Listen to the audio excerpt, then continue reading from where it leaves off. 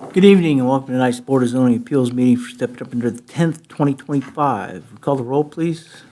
Kelly Cruz Nicholson, Jeff Cook, Here.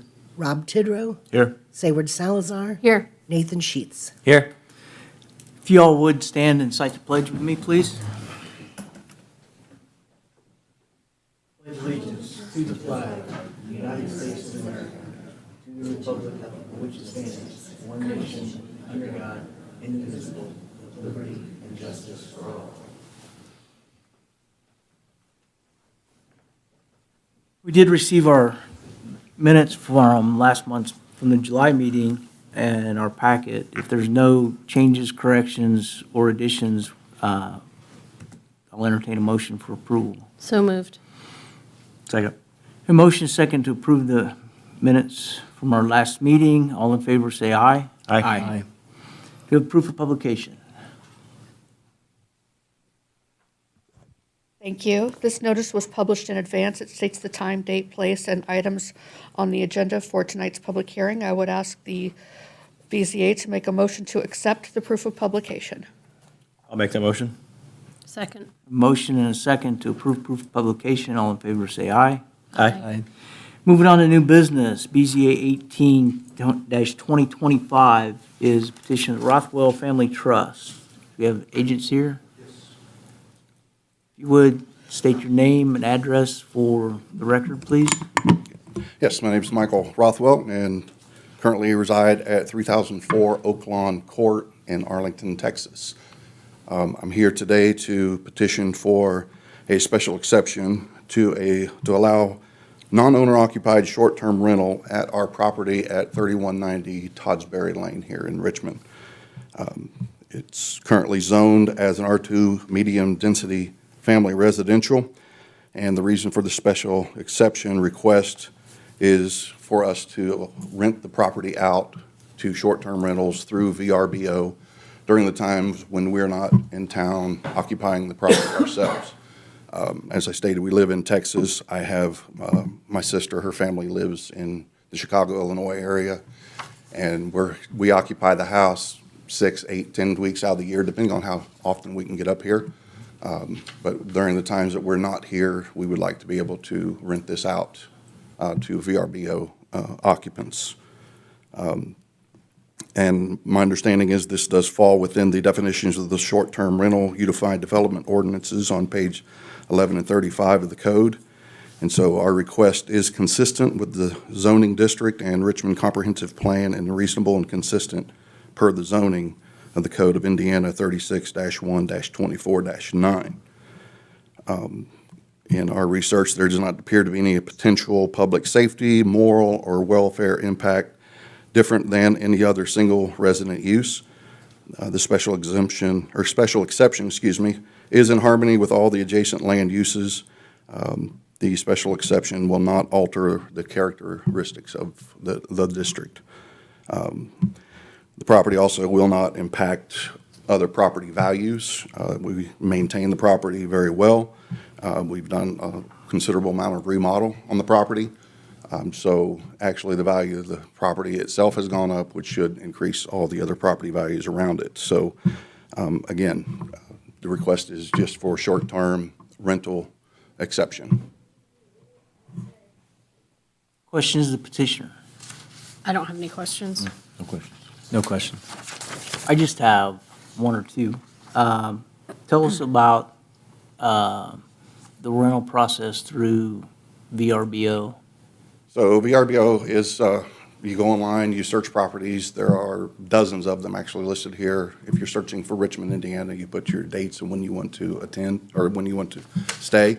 And the properties are listed with calendar openings, and people go in and reserve the properties if they are available. The individuals in VRBO typically have to, put in some information that VRBO kind of vets the individuals. And if owners like ourselves, if there are negative remarks on the VRBO, anybody who has stayed in the property, if there are negative marks against them, then those are flagged and notified. So if somebody tried to rent our property, we would see that note that there was an issue or a problem, and then we could determine if we allow them to stay in the property. Thank you. Any other questions? Thank you. Thank you. This time we'll open public hearing for BZA 18-2025. Is there anybody wishing to speak in favor or opposition to this petition? Please come forward, and state your name and address.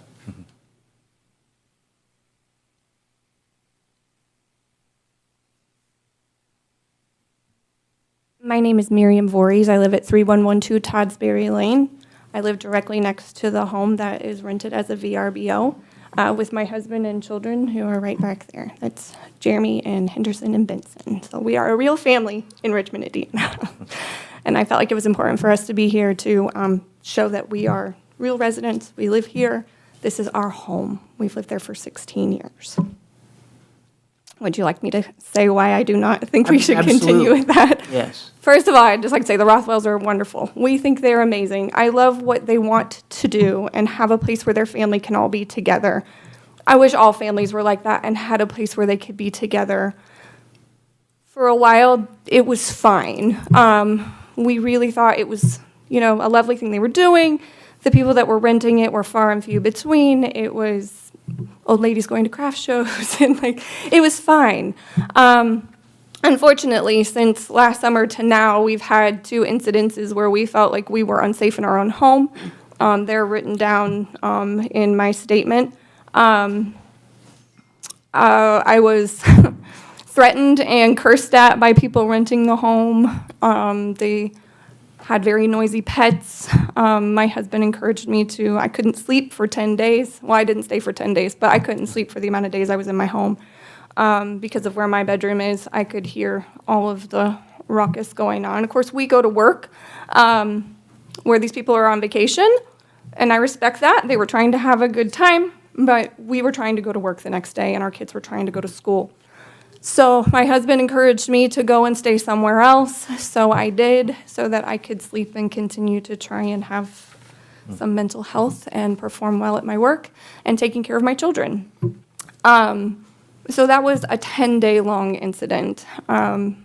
Unfortunately, it did last that long. I think I said that, were very unkind to me, the people that were staying there. There are multiple police reports filed, which is why they felt they needed to express in very aggressive language how they felt about me, using the word Karen and the F-bomb. So we don't talk like that in our family. We don't want our kids hearing that. And then this summer, there were some individuals. They didn't rent the property for very long. I actually reached out to Jennifer. She very quickly got back to me and let me know that they would be checking out the next day. So I didn't feel like I needed to make a big deal about it. But they were, I believe they're like a construction crew that was renting it to be near wherever they were working. And they began to, it was more of a verbal altercation that looked like it was going to escalate to physical. It never did. But my husband encouraged me to take my kids in the house, and we live on Toddsbury Lane. Last night there was a popcorn party with lemonade. We love each other. We don't expect to have that kind of thing happening next door. So as much as we like the Rothwell family and love what they're trying to do, we no longer want to live next to or to a property where we don't know our neighbors, and we don't feel safe living next to something that is constantly being rented by people we do not know. So that is all I have to say. Thank you. Is there anybody else that wishes to speak in favor or opposition? Can I ask her a question? Yeah. I'm sorry, can you come back up? I have a question. Just within the 10-day stay, at what point did you contact Verbo or the owners of the property to let them know that things were not going well? So I think quickly, we didn't know initially where the sound was coming from, where the noise was coming from. So it took us, it maybe by the 3rd day of the stay, I contacted them. VRBO asks you to, I can't remember exactly how it was. But I know it was pretty soon. As soon as we figured out where all the noise was coming from, we contacted the family to just let them know what was going on. They do live far away, and we know it's probably hard to keep track of, everything that's going on. So it was I would say within 3 days. Okay, thank you. Anybody else have any questions? No, right now, no. Thank you. Thank you.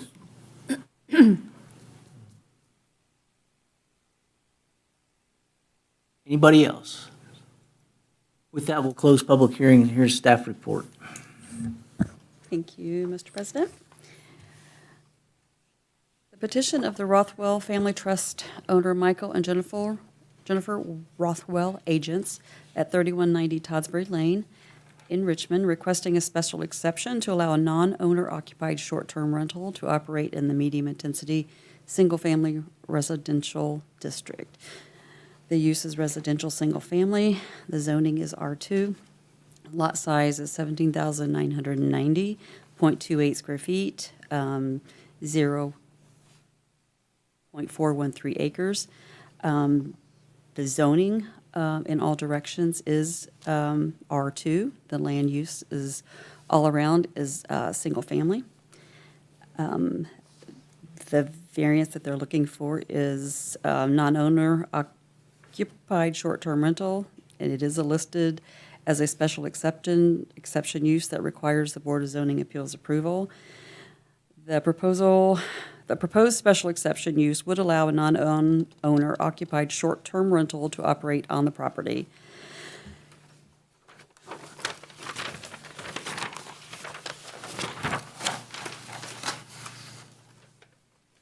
The property has not been granted a special exception or variance before. The owner and their extended family does intend to occupy the dwelling for roughly 8 to 10 weeks per year. On April 28th, 2025, the public hearing was advertised in the Western Wayne News. On August 28th, 2025, 21 adjacent property owners were notified about the variance and the public hearing by mail. We received 10 letters. Thomas Lee and Darling Lee, 3200 Toddsbury Lane, in favor. M. Steens, J. Drexler, 3205 Toddsbury Lane, in favor.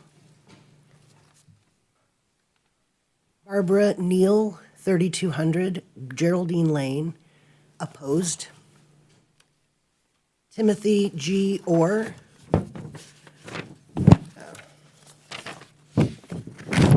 709 Toddsbury Lane, opposed. Dudley and Carrie Smith, 3211 Geraldine Lane, opposed. Jeremy and Miriam Voorhees, 3112 Toddsbury Lane. We have lived on Toddsbury Lane for 16 years. We love our home and our neighborhood. We could never have imagined wanting to move until a few years ago when the home next door became a VRBO, rental property. Since that time, we have had an influx of constant strangers living next to us. We have 2 children and do not appreciate not knowing who we're living next to. Last summer, we had to call the police several times due to noisy dogs on the property. When we asked the renters to quiet the pets, they laughed at us and called us names. The Rothwells sent them an email, but they completed their 10-day stay. The renters continued to be rude and hateful throughout the stay. In July 2025, other renters began to have a loud verbal altercation that appeared to be escalating to a near physical altercation. We chose to live in a nice and quiet neighborhood to avoid such behavior. We no longer wish to live next door to a VRBO. This has gone on too long, and we are respectfully requesting that the City of Richmond not approve special permit for this property to be used as a VRBO. Thank you. Gail Luckett, 3210 Toddsbury Lane, opposed. I feel privileged to have lived on Toddsbury Lane for 25 years. Our reason for choosing this location was the lovely neighborhood with residents who were responsible for the quiet atmosphere, respectful and friendly to each other. My opinion from past experience is that once a variance such as this one is accepted, it will open the door for future change requests for similar reasons. Therefore, I am not in favor of this petition. Also, since we have experienced a problem already, I would hate to see us have more problems. Carol Coleman, 700 Toddsbury Lane, opposed.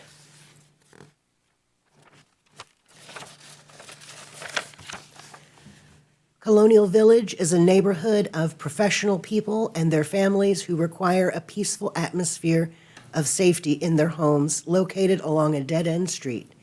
The Toddsbury residents did not deserve the disrespectful behaviors of the tenants of the last week of August 2024.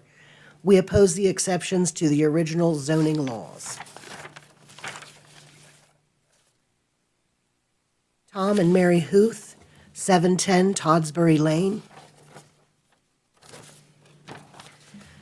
Sometimes causes disruption to our quiet neighborhood. 2, events have shown that some renters have been good because of noise, or haven't been good, because of noise and even intimidating one of our neighbors. 3, we sympathize with our neighbor who is concerned about the people her young children may come into contact with. 4, having known the previous owner very well, we are certain he wouldn't have wanted his beloved home used as a short-term rental. Denise Gray, 3125 Toddsbury Lane. As owners of 3125 Toddsbury Lane, we have mixed thoughts about this petition. To date, we have not personally been impacted by any negative experiences with VRBO renters. However, we do see the potential and understand other neighbors have had negative interactions, including intimidation. We appreciate that the owners have rules and expect that the possibility of a poor VRBO rating would not keep the owners from enforcing the rules. We miss having regular neighbors across the street rather than random people now and then. While the owners have kept their house up with updates, we question the potential adverse impact to property values when a short-term rental is across the street.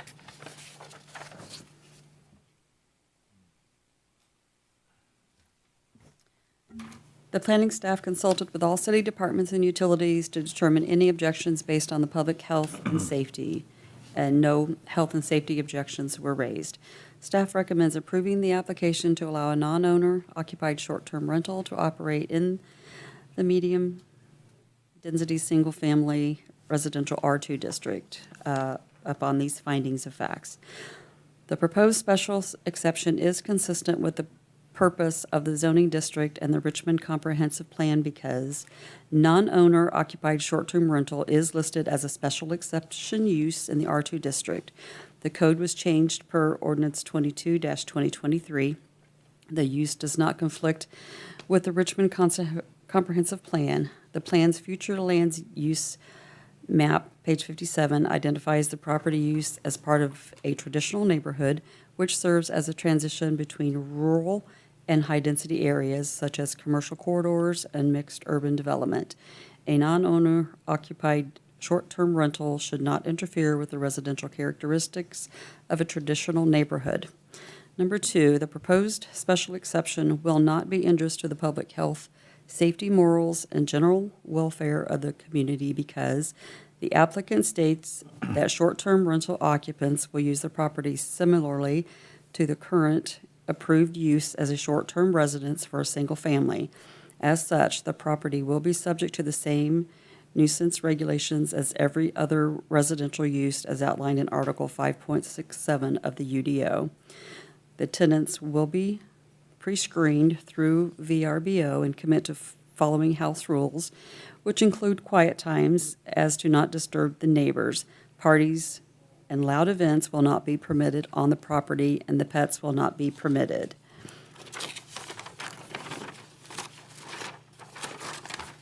Number 3, the proposed special exception is in harmony with all adjacent land uses because The short-term rental occupants will use the property similarly to the current approved use as a residence for a single family while attending college graduations, school or family reunions, or vacationing. Number 4, the proposed special exception will not alter the character of the district because, as with the previous criterion, the proposed use must remain consistent with R2 zoning, which includes non-owner occupied short-term rentals as a special exception use. The property is still required to adhere to R2 development standards. There appear to be minimal or no impact on the character of the district. Number 5, the special exception will not adversely impact property value because the impact of a non-owner occupied short-term rental should have minimal effect on the surrounding community. And I would be happy to answer questions. Questions of staff? I don't have any questions for staff. I have a question, Mr. President. Please. In the departmental review section, there's a point here about no health and safety objections were raised, but the person that came up and talked indicated there was police reports done. Would that be noted here if there was? We if it didn't was- know about it. You didn't at know that about time, it? no. Because that department did not raise? They didn't let us know. Okay. Would that show up normally if, I mean, Yeah. in this situation? If I mean, if there was a safety concern? I Because that's think- what we're looking at here is no health and safety objections were raised. It seems like that would be a safety concern I would- if they had issues and it was reported. But- we would hope that they would have let us know, but they did not. Okay, It might be a short time frame, but petitioners and anybody really could submit public records requests for those types of police reports if they would have wanted to have submitted them proactively to infrastructure and development. who should do that? Any member of the public, so it could be Okay. the petitioner, it could be neighbors, it could be anybody. Again, it is a bit of a short time frame, but Okay. that is another reason why we have these verbal statements to kind of let us know what's going on. Okay, And we do send out emails to all, at RPD and RPNL and, everyone. And, they usually do not come to our tech review, so. okay. Okay. So, I have another question as well. There was an indication here in the finding of facts section under number 2 that the second paragraph underneath that is the tenants will be pre-screened. And then at the end it said parties and loud events will not be permitted on the property and pets will not be permitted. It also sounded like there was some pets there, some animals that were part of the short-term lease or rental. Who would be the group that would be responsible for managing that? Would that be the owners that live in Texas, or I honestly believe it would be Verbo and the owner, who? the VRBO. Oh, VRBO, people, okay. and the owners, Okay, if they would answer truthfully, okay, sure. Okay. That's all the questions I have. Thank you. You ask all my questions. Oh, I have no further questions. I have a question for the petitioner. Please, if you would, come back up. Yeah. So I'm just concerned and curious about, what does happen when there is a complaint and it is disrupting the neighborhood? What tools do you have, or does Verbo have to say to somebody, you have animals there, you're not supposed to have animals. 2, you're being loud, you're not supposed to be loud. So, yeah, if those things are violated, then we ask them to vacate the property. Now, if I can address the situation with the pets, we don't allow pets in the house, and we're never going to have pets on this property ever again because we kind of learned our lesson. But this individual, they stayed at many VRBOs. They own a hunting and they train coon dogs. Oh. So they are asking, we have a detached garage on the property. They ask if the dogs are kenneled, can we keep them in the kennels in the garage? And we made an exception for them and said yes. So the first night, they got there kind of late. And so, one night, they got home kind of late, and they brought a little puppy with them that they were trying to train. The puppy did bark for a little while. We do have cameras on the property, so we were able to see everything that happened in the backyard. We saw we could listen. We did actually, the renters who were there at that time, they did call us. They called the police themselves to say, it's your neighbor's dog that's barking, not ours. So I spoke to the officer who was there. He actually came out, and he's like, I've been here for 30 minutes. The dogs in there are quiet, but the neighbor's dog catty-cornered to us.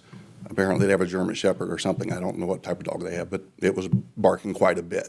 So I don't know if he smelled the other dogs that were on our premises. But we were, told by the police that they're not breaking any noise violations here. Okay. So, but yeah, we made a special exception for that family to come up. But again, because we are very sorry that, Miriam and their family went through what they did. And so, obviously we'll never allow pets there again. We tried to be nice to people and we got burned for it. Yeah. All right, thank you. Can I ask just one more technical question to that end? So in the recourse of, a disruptive short-term tenant, can you talk me through that again, like just how that happens, especially if you give them notice that they need to leave and they don't leave? You're still, the proximity seems concerning being so far away. Yeah, so my mom and dad, they're here. They live over in Eaton, so they're 15 minutes away. We have good friends who do our cleaning for us. They live here in Richmond. And so we have people who live just 5 to 10 minutes away who can come over. But also if it was a violation and they needed to be, they need to leave the property and they didn't, then we simply call the police and would have them evicted. Because we'd have that authority to do that through, VRBO agreements. So that eviction process, is it an immediate? How does the police interact and say you got to go? Yeah, it would be immediate. Go ahead. No, my understanding is you just can't throw someone out if they live there, right? I mean, If they live there, right, but a VRBO, if they're breaking, if they're it's renting. part of the agreement, it's part of the VRBO contract. That Okay. if you break the house rules and things like that, you So it's part of the VRBO? yes, you Okay. can immediately be It's like a evicted, hotel so to stay speak. at that point. Okay. Yeah. Thank you. Good clarification. That would be my analogy. It's like a hotel. Hotel. Yeah. Yes. You Right. act up in a hotel, then you're out. Yes, right. Unless you're Metallica. Thanks. Any other questions? Are we able to add any written commitments to this that would maybe kind of enforce the fact that if there are complaints against the property, these are the steps that will take place, or anything like that, to just make the neighbors feel like they have a way to get some sort of action if there are issues? Yes, and staff generally does recommend that you at least get a verbal confirmation from a petitioner that any kind of added written commitment is accepted, because if we have them written in ahead of time, I believe staff usually clears that with a petitioner. So do we need to, if we want written commitments, do we have to table this and then we can add I them think we now? can just add them. Okay. I don't know how to word that, but I feel like there needs to be something in here about if police are called, if, that there's something that at some point, if it continues to be a problem, that we can revoke. Is that ever been done? Is that a thing? There are steps, I believe there are steps to revoke a variance or a special exception.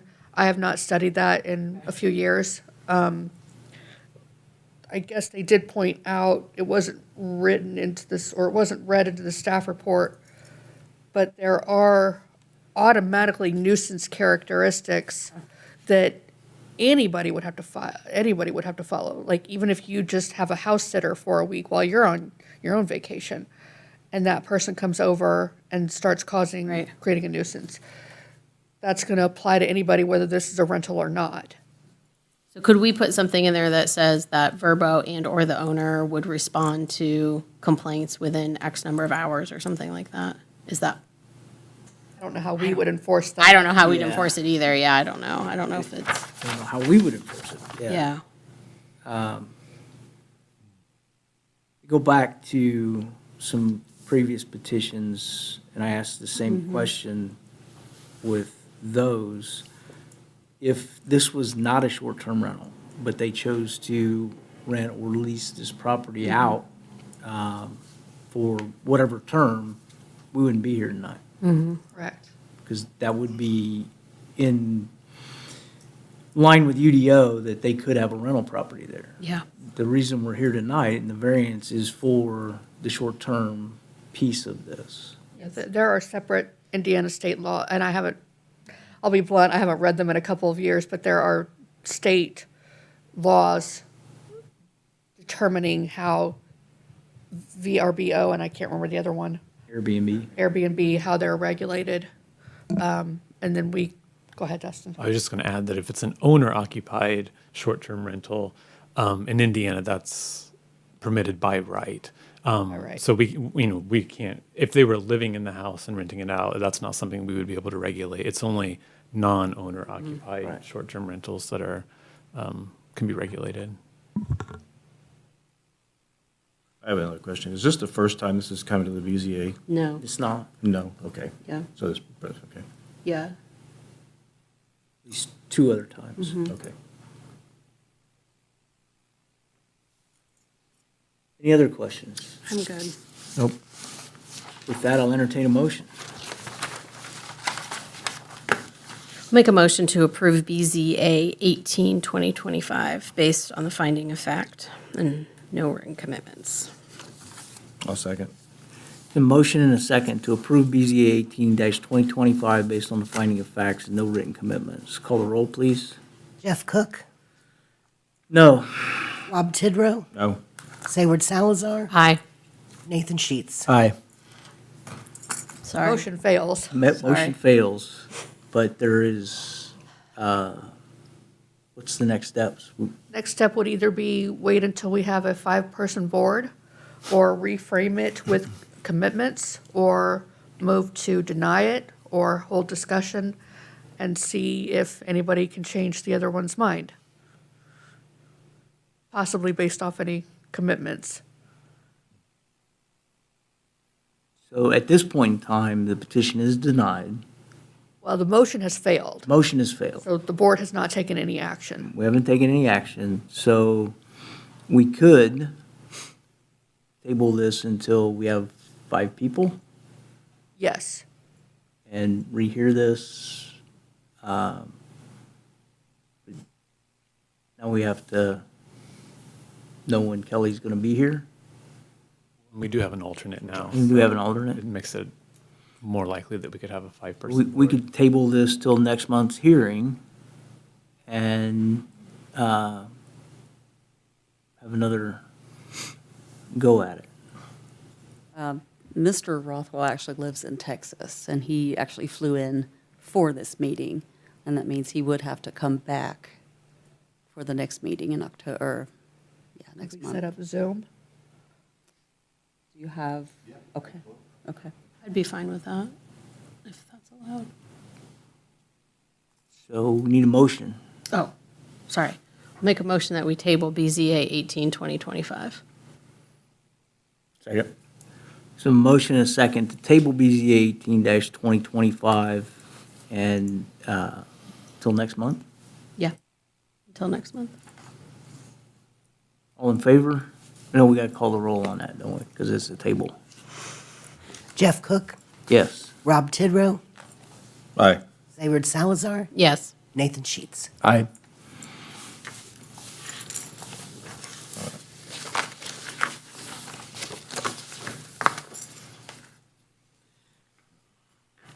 Okay, next up on our agenda is BZA 19-2025 petition of Kelly Carnes, requesting a variance for development standards for a roof sign.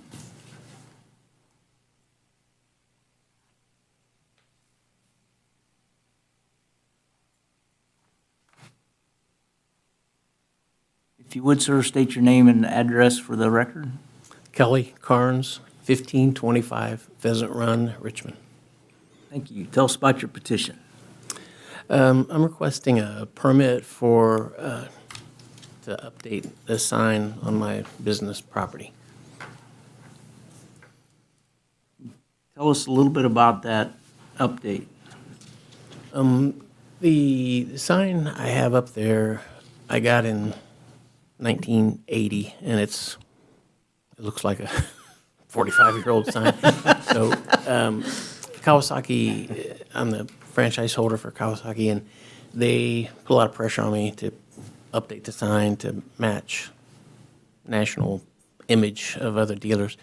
So I bought this sign, and I didn't realize there'd be any problem getting a permit to put it up, but it cost like $5,000. And so I got the sign in, went to get a permit, and learned that I guess the rules have been changed that no longer allow rooftop signs, and which I had one kind of grandfathered in, but basically they said I couldn't change it. So that's what I'm hoping to do, because I have this sign sitting in my storage building, and I told my wife if I didn't get permission to use it, I was going to put it in our dining room, and she's not real happy with it. She's not happy with that? So the new sign's actually bigger too, right? It's a little bigger. I didn't get up and measure the existing one. I did measure the new one. The new one is 4 by 18.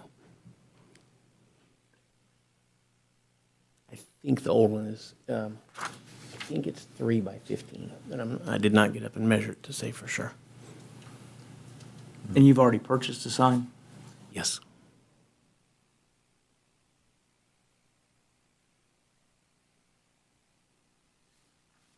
The reason I asked that is, in my due diligence, I did a couple of drive-by.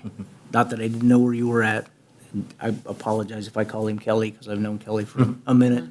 But Mr. Carnes, you've got a unique property with no front yard, but you got great views north and southbound of your north elevation and south elevation. And my thought process was, not knowing that you bought a sign already, if you could put a single-face sign on the north over your door and then south over your door, that would give you as much visibility as one on the roof and take us out of this dilemma, so to speak, of continuing a non-conforming use with the sign on the roof, which is where you're at with grandfathered in right now. So I learned more information, but did you consider that at all?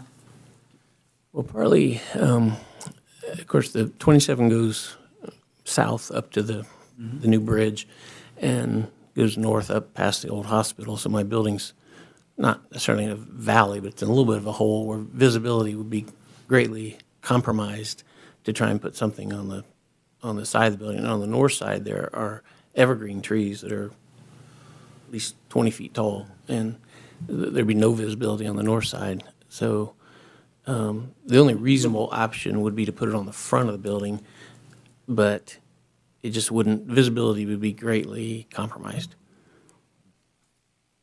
And it would take a new sign of some type, which is the one they made me buy is a double-sided sign.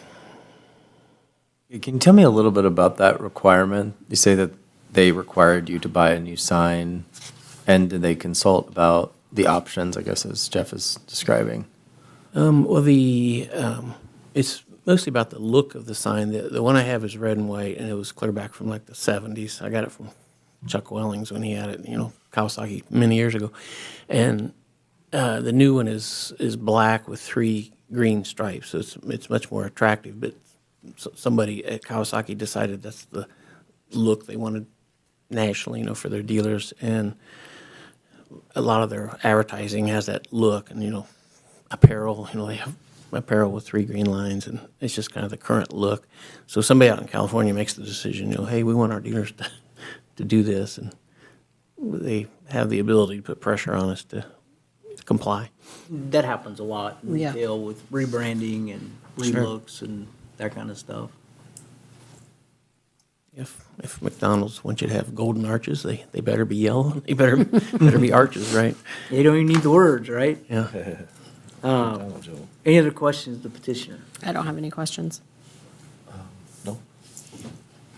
Thank you. Thank you for your time. With that, we'll open it up to public hearing. Anybody wishing to speak in favor or opposition? And we'll close public hearing. And here's staff report. Thank you, Mr. President. Petition of Kelly Carnes, owner and agent at 901 Chester Boulevard, seeking a variance of development standards to allow a roof sign in the outdoor commercial district. The use is commercial retail shop, Kelly's Kawasaki. The zoning is outdoor commercial. Lot size 25,831.08 square feet, 0.593 acres. The zoning to the north, the south, and the west is all outdoor commercial. To the east is urban residential. The land use to the north is commercial vacant. Land use to the south, commercial Dairy Queen. Land use to the east is residential family. One is a vacant lot, and there is one single-family property. And to the west is commercial vacant. Roof signs shall not be permitted or attached to or be perceived to be attached to the roof of a structure, according to section 5.73 in the general sign standards. The proposed variance would allow for a roof sign in the outdoor commercial district. If approved, the variance will allow the applicant to replace an existing sign of 45 square feet to a 75 square feet illuminated sign on the roof of the building at 901 Chester Boulevard, facing North 9th Street, Chester Boulevard. The proposed roof sign would read Kawasaki and is required by the franchise grantor.